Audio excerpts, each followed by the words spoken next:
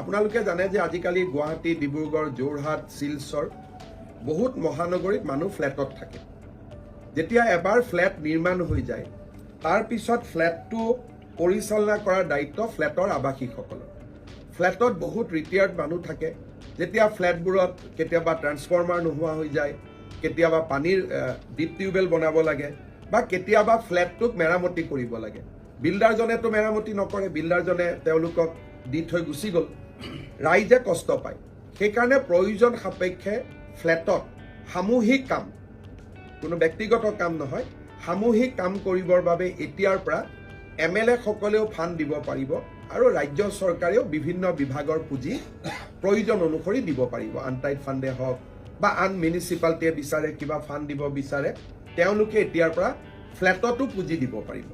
আগতে আমি গাঁৱত দিওঁ, নামঘৰত দিওঁ, মন্দিৰত দিওঁ, ৰাস্তাত দিওঁ, কিন্তু ফ্লেটত আমি কোনো সহায় নকৰোঁ। এতিয়া আমি ফ্লেটত সহায় কৰিব পাৰিম। দুটা কণ্ডিশ্যন: ফ্লেটটো বিল্ডাৰৰ অধীনত থাকিব নালাগিব, ফ্লেটটো ছ'চাইটিৰ অধীনত থাকিব লাগিব। দ্বিতীয়তে, কামবিলাক কমন কাম হ'ব লাগিব, যে গোটেই বিল্ডিংটো ৰং কৰা, বা পানীৰ ব্যৱস্থা কৰা, বা ফ্লেটত এটা মন্দিৰ নিৰ্মাণ কৰা, বা ফ্লেটত এটা অডিটৰিয়াম নিৰ্মাণ কৰা, যিবিলাক কমন কাম প্ৰত্যেকজনে ব্যৱহাৰ কৰিব পাৰে, তেনেকুৱা ধৰণৰ কাম। কিন্তু কোনোবাই যদি কয় যে মোৰ ঘৰখন ৰং কৰি দিয়ক, সেইটো নোৱাৰে। কিন্তু ফ্লেটৰ বাহিৰটো ৰং কৰিব লাগে, তাত চৰকাৰে ইচ্ছা কৰিলে সহায় কৰিব পাৰিব।